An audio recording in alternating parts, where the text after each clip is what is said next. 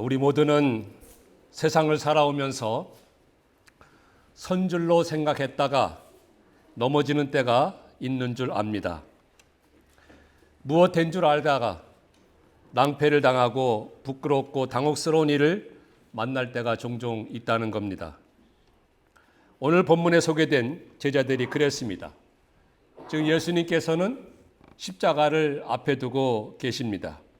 이제 곧 유대교 대제사장들과 장로들에게서 파송된 흉악무도한 무리들에 잡혀서 불법적인 신문을 받게 되고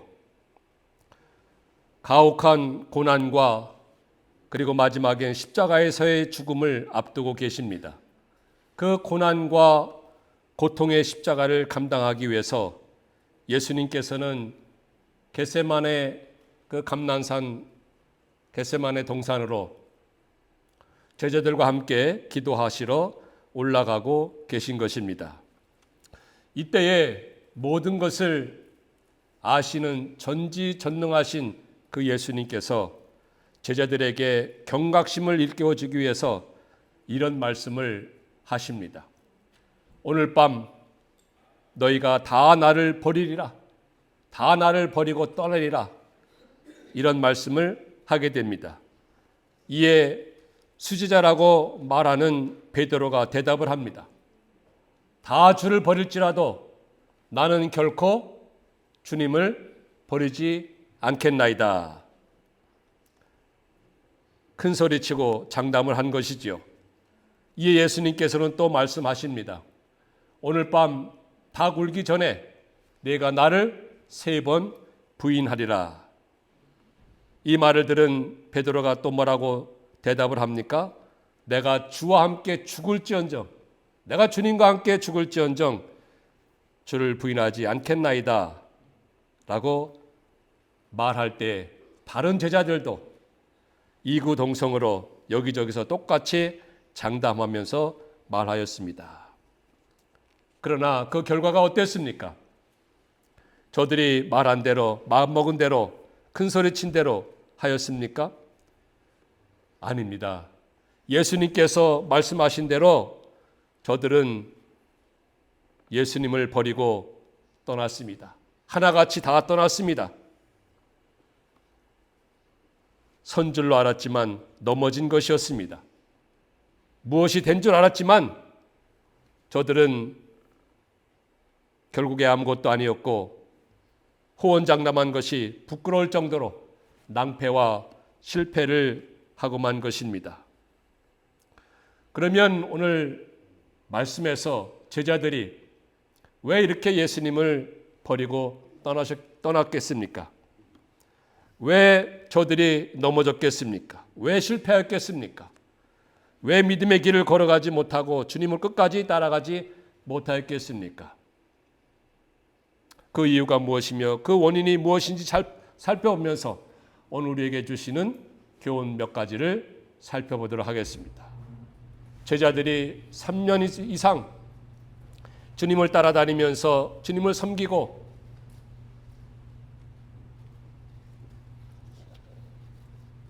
하나님의 뜻을 따라서 살아갔는데 어찌하여서 저들이 넘어지고 예수님을 모른다고 하고 부인하고 예수님을 떠나고 버리고 나갔겠습니까? 그 이유가 무엇입니까? 첫째는 제자들이 무지하였기 때문입니다. 제자들의 무지함. 제자들의 무지함으로 인하여서 저들은 예수님을 버리고 떠나게 된 것입니다. 저들은 하나님의 말씀을 몰랐습니다. 구약 성경의 여러 곳에 예수님에 대해서 예언된 말씀을 몰랐던 것입니다. 특별히 이사야서에서 기록된 그 고난의 종, 예수님을 가리키는 고난의 종에 대해서 저들은 알지 못하였고 무지하였습니다. 왜 예수님이 고난 받으셔야 했는지, 왜 예수님께서 십자가를 지셔야 했는지 몰랐고, 또한 이런 모든 사건들을 통해서 하나님의 구원 역사, 구원 계획이 이루어져 간다는 것을 전혀 알지 못했고 깨닫지 못하였습니다. 또한 저들 자신이 얼마나 연약하고 넘어지기를 잘하고 부족하고 허물이 많은 존재들인지 알지 못하였습니다. 그러다가 자신만만하고 장담하고 우쭐대고 과신하다가 주님을 모른다고 부인하고 떠나게 된 것입니다. 여러분, 예수님은 구약 성경에 예언된 대로 십자가를 지시기 위해서 고난의 길로 가시는 것입니다. 하나님의 예정이었고 예언된 것이었습니다. 그 예정과 예언된 것을 하나씩 하나씩 이루어 가시는 길인 것입니다. 예수님이 가시는 길 가운데 일어나는 모든 일들, 모든 사건들은 다 예수님께서 이미 알고 계신 것입니다. 그래서 오늘 본문 말씀에도 기록하였듯이 목자를 치면 양떼가 흩어지리라는 것도 다 알고 계셨습니다. 제자들이 양떼같이 흩어지고 예수님을 버리고 떠날 것을 다 아셨다는 것입니다. 이뿐 아니라 가룟 유다가 무슨 악한 생각을 하고 있는지, 당시 종교 지도자들이 예수님을 잡기 위해서 어떤 음모를 꾸미고 있었는지, 베드로가 닭 울기 전에 3번 당신을 부인할 것도 다 알고 계셨습니다. 그리고 예수님께서 십자가에서 죽으셨다가 3일 만에 다시 부활하실 것도 다 알고 계셨습니다. 그래서 오늘 말씀에도 내가 살아난 후에 너희보다 먼저 갈릴리로 가리라 그 말씀하지 않았습니까? 다 알고 계셨어요. 그럼에도 불구하고 하나님의 구원 계획과 하나님의 뜻을 이루기 위해서 한 걸음 한 걸음 그 길로 걸어가고 계신 것이었습니다. 이렇게 예수님께서는 과거의 일과 현재 일어나는 일과 또 앞으로 일어날 일까지 모두 다 알고 계시는 전지전능하신 능력의 주님이심을 우리는 여기서 깨달아 알 수 있는 것입니다. 자, 이와 같이 예수님께서는 당신이 가시는 그 모든 일에 일어난 일들, 그야말로 제자들이 당신을 배반하고 부인하고 떠날 것을 다 아셨음에도 불구하고 제자들은 도무지 알지 못하였습니다. 도무지 깨닫지 못하였습니다. 제자들은 몰라도 너무 몰랐던 것입니다. 예수님께 일어나는 일에 대해서, 그리고 왜 예수님께서 그런 일을 만나셔야 하는지도 전혀 알지 못하였고 무지하였던 것입니다. 그래서 결정적인 때에 예수님을 모른다고 부인하면서 예수님을 떠났던 것입니다.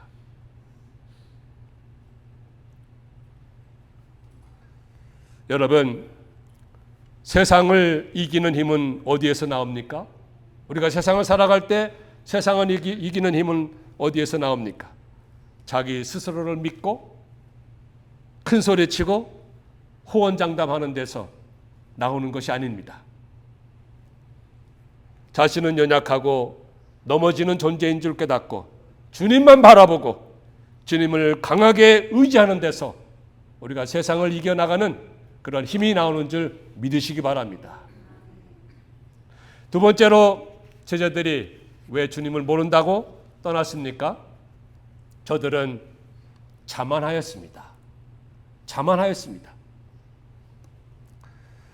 우리가 잘 알듯이 잠언 16장에 교만은 패망의 선봉이요 거만한 마음은 넘어짐의 앞잡이라고 했습니다.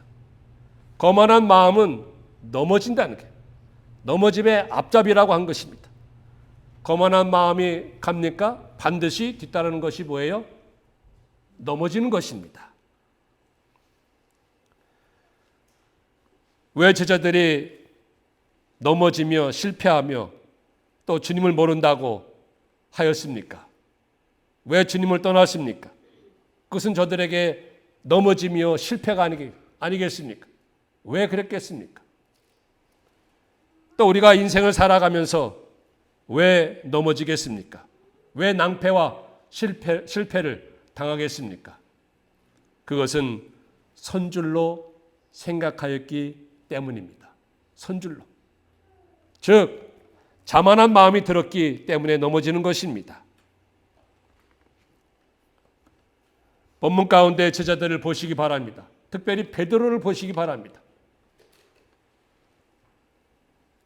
다 주를 버릴지라도, 모두 주를 버릴지라도 나는 결코 주님을 버리지 않겠나이다. 내가 주님과 함께 죽을지언정 주님을 부인하지 않겠습니다. 자신만큼은 결코 주님을 버리지 않고 부인하지 않겠다는 그런 뜻 아니겠습니까? 다른 사람들은, 내 옆에 있는 다른 제자들은 설령 주님을 버리고 떠난다 할지라도 나만큼은, 자기 자신만큼은 주님을 결코 떠나지 않겠다, 버리지 않겠다고 장담하는 것 아니겠습니까? 그러니까 나는 다른 제자들이나 다른 사람과 나는 다릅니다. 저들은 설령 버릴지라도 나는 다릅니다. 이런 자신을 과신하고 드러내고 우쭐대고 높이고 자만하는 그런 마음이 그에게 있었던 것입니다. 그 결과 그는 주님의 말씀대로 주님을 부인하였습니다. 버리고 떠났습니다. 수제자라고 하는 그도 주님을 버리고 떠나지 않았습니까? 넘어진 것입니다. 실패한 것입니다. 부끄러운 삶이 되었던 것입니다. 그래서 베드로전서 5장 6절에 보면 뭐라고 하였습니까? 그러므로 하나님의 능하신 손 아래서 겸손하라. 낮아지라는 것이죠. 낮추라는 것이죠. 그리하면 때가 될 때 너희를 높이시리라. 하나님의 능하신 손 아래서 겸손하라. 낮아지라. 그리하면 하나님께서 너희를 높여 주시리라 하였습니다. 믿습니까? 그러므로 우리는 언제나 하나님의 손 아래서 낮아질 줄 알고 겸손할 줄 아는, 우리가 우쭐댈 게 뭐가 있겠습니까? 뭐 자신 드러낼 게 뭐가 있겠어요? 다 그만한데 우리 하나님 앞에서 또 다른 사람 앞에서 우리는 죄인이요 허물이 많은 백성들 아닙니까? 내세울 것 없습니다. 과신할 것 없습니다. 드러낼 것 없습니다. 높이고 자만할 것 아무것도 없습니다. 그럼에도 불구하고 이 못된 인간의 성품이 우리 모두에게 있기 때문에 우리는 때때로 과신하고 드러내고 우쭐대고 결국에는 주님을 모른다고 떠나게 되고 부인하게 되는 그런 부끄러운 인생, 넘어지고 실패하는 인생이 되고 마는 것입니다. 여러분, 우리가 잘 아는 미국 대통령 아브라함 링컨이 있습니다. 그 아브라함 링컨이 대통령에 당선되었을 때에 이제 대통령직에 취임하기 위해서 그동안 20여 년간 살아왔던 일리노이주 스프링필드를 떠나게 되었습니다. 그때만 하더라도 미국에는 이 노예 문제로 큰 위기에 놓여 있었습니다. 남과 북이 갈라지느냐, 아니면 미합중국으로 한 나라로 남느냐, 그런 갈림길에 있었던 것입니다. 이때 많은 그 일리노이 그 스프링필드 사람들이 링컨을 전송하기 위해서 기차역에 나왔습니다. 그때에 링컨이 뭐라고 했는가 하면요, 여러분, 미국 초대 대통령이었던 조지 워싱턴의 어깨 위에 놓였던 짐보다도 아마도 제 어깨 위에 더 무거운 짐이 놓여 있습니다. 어쩌면 다시는 여러분들께 돌아올 수 없다는 심정으로 이곳을 떠납니다. 제 힘으로는 아무것도 할 수 없습니다. 그러나 옛날 조지 워싱턴을 도우셨던 하나님의 손길이 저와 함께 해 주신다면 저는 실패 없이 이 시대적인 사명, 그것을 성공적으로 수행할 수 있을 것입니다. 그러니 이 일을 위해서 여러분 모두는 기도해 주시기 바랍니다. 하였다는 것입니다. 얼마나 멋있고 아름다운 그런 인품이요 믿음이겠습니까? 대통령이 이런 마음으로 정치를 한다면 모든 세계 나라가 다 우러러보지 않겠습니까? 노예 해방과 관련해서 방금 말씀드린 이 링컨 못지않게 많은 사람들에게 영향을 주었던 여성이 있습니다. 그 여성이 누군가 하면은 여러분도 혹시 아시겠지만 엉클 톰스 케빈, 우리 한국말로 번역하면 톰 아저씨의 오두막집이라는 그런 장편 소설을 쓴 해리엇 스토어 부인입니다. 해리엇 스토어. 이 엉클 톰스 케빈, 톰 아저씨의 오두막집, 이것은 노예 제도를 반대하고 강하게 비판한 그런 책으로 당시 많은 미국 사람들에게 큰 영향을 주었고 남북 전쟁이 일어나게 한 촉매 역할을 했다고도 하는 그야말로 세계적으로 유명한 책입니다. 어느 날 링컨이 이 스토어 부인과 한 자리에서 만나게 되었습니다. 그때 링컨은 깜짝 놀랐습니다.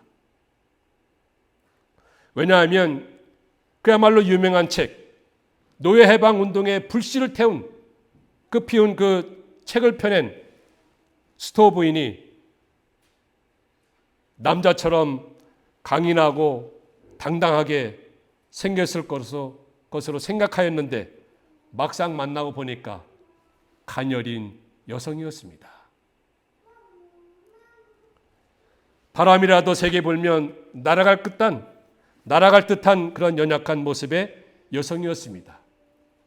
그래서 이 스토어 부인을 두고서 링컨 대통령이 뭐라고 했는가 하면은 저는 엉클 톰스 케빈이라는 놀라운 책을 쓰신 분이 이렇게 연약한 여성인 줄 몰랐습니다. 그 말을 들은 스토어 부인이 뭐라고 했겠습니까? 오늘 거기 나오는데요.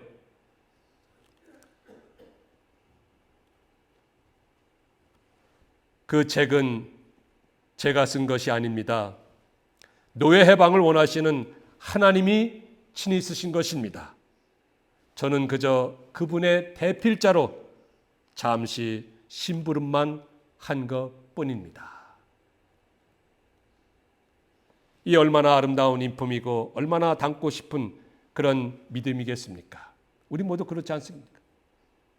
하나님을 높이고 자기 자신은 낮추고 겸손하고 그랬을 때 하나님께서는 더더욱 링컨이나 그 스토어 부인 높여주신 것이 아니겠습니까? 여러분, 무슨 일에든지 우리는 우쭐대지 말고 자만하지 말고 나를 통하여서 하나님이 역사하시도록 해야 합니다. 나를 통해서 하나님의 일이 나타나고 하나님이 일하시는, 하나님이 역사하시는 그런 삶을 살아야 하는 것입니다. 그러기 위해서는 하나님의 능하신 손 아래서 우리 겸손하십시다. 마음을 낮추십시다. 그럴 때 형통한 길로, 축복의 길로 하나님은 인도하실 줄 믿습니다. 셋째로, 제자들이 왜 예수님을 모른다고 부인하고 떠났겠습니까? 그것은 제자들이 담대하지 못하였기 때문입니다. 저들이 담대하지 못하였습니다. 저들은요, 하나님보다 사람을 두려워했습니다. 하나님보다 사람을 두려워했어요. 그래서 검과 몽치를 들고 예수님을 잡으러 온 그 흉악무도한 무리들을 보고 무서워서 다 달아났습니다. 죽음을 두려워했던 것입니다. 죽음을 두려워했던 것입니다. 여러분, 사람의 죽고 사는 것, 인생의 생사화복은 절대 주권을 가지신 하나님에게 있는 것이고 하나님의 손에 달려있는 것입니다. 믿습니까? 우리가 살고 죽는 것, 하나님의 손에 달려있는 것입니다. 절대 주권을 가지신 하나님이 행하시는 그 모든 역사 가운데 있는 것입니다. 그래서 마태복음 10장 29절에도 참새 한 마리라도 하나님이 허락하지 아니하시면 땅에 떨어지지 않는다고 했습니다. 그 참새의 생명이라도 하나님이 허락해야만 땅에 떨어지는 거예요. 하물며 너일까 보냐, 우리일까 보냐.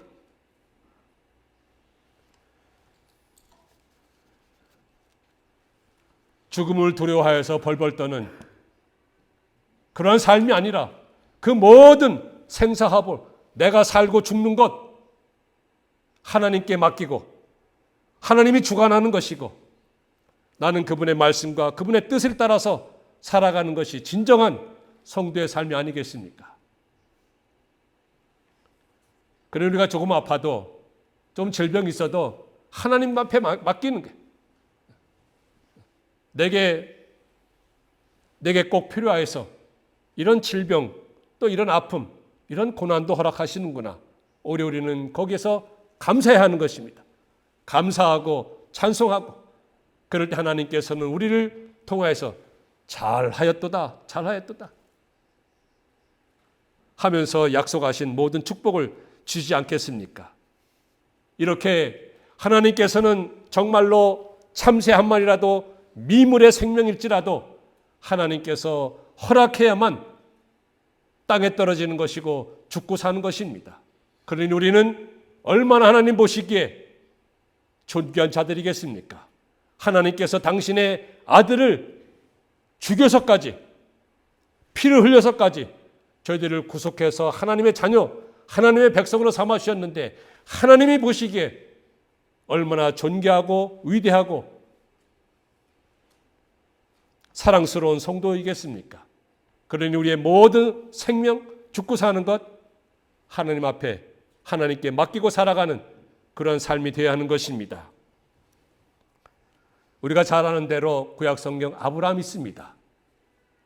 아브라함은 바로 생명을 주관하시고 살고 죽는 그 모든 문제를 능력으로 이끌어 가신 그 절대적인 하나님을 그는 굳게 신뢰하고 믿었습니다. 그렇기 때문에 독자 이삭을 번제로 바치라고 했을 때 그는 기꺼이 감사한 마음으로 묵묵히 그 말씀을 순종해 드린 것 아니겠습니까? 하나님께서는 그 모습을 보시고 그 믿음을 보시고 놀라운 축복을 내려주시되 정말로 믿음의 조상이란 또 그를 통해서 모든 이스라엘 백성들이 하늘의 별과 같이 바닷가의 모래같이 창성하게 되고 번성하게 되고 하나님의 영광이 드러나는 그러한 놀라운 축복의 삶을 살아가게 하지 않았습니까? 왜 그랬습니까? 자기 자신은 하나님의 말씀을 따라서 순종하여서 자기 아들, 사랑하는 아들 이삭을 번제로 드리지만 하나님께서는 살고 죽는 것 하나님께서 친히 주장하시기 때문에 그 모든 것을 이끌어 가실 것이고 끝내는 이삭도 죽은 자 가운데서 다시 살리시리라 하는 그런 믿음을 가지고 나갔던 것입니다. 그래서 히브리서 11장 19절에 뭐라고 했습니까? 저가 능히 하나님은 죽은 자 가운데서 다시 살리실 줄로 생각한지라 라고 하였습니다. 여러분, 이 담대함이라고 하는 것은요, 바로 이와 같은 하나님을 굳게 신뢰하고 경외하고 나가는 그런 믿음에서 나오는 것입니다. 담대함이라고 하는 것은 어떤 육신적인 힘과 완력에 의해서 나오는 것이 아니고 절대적인 하나님을 굳게 신뢰하고 그 하나님을 경외하는 데서 이 믿음의 담대함이 나오는 것입니다. 여러분 제자들을 보시기 바랍니다. 예수님께서도 제자들 앞에서 여러 명의 죽었던 사람들을 살리시지 않았습니까? 제자들은 현장에서 그것을 다 실제로 목도하였습니다. 그럼에도 불구하고 저들은 그런 능력의 주님, 살고 죽는 것을 홀로 주관해 나가시는 그 능력의 주님을 저들은 굳게 신뢰하지 않았습니다.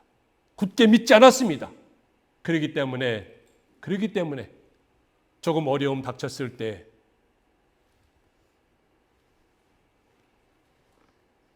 담대하지 못하고 두려워하여서 예수님을 버리고 달아났던 것입니다.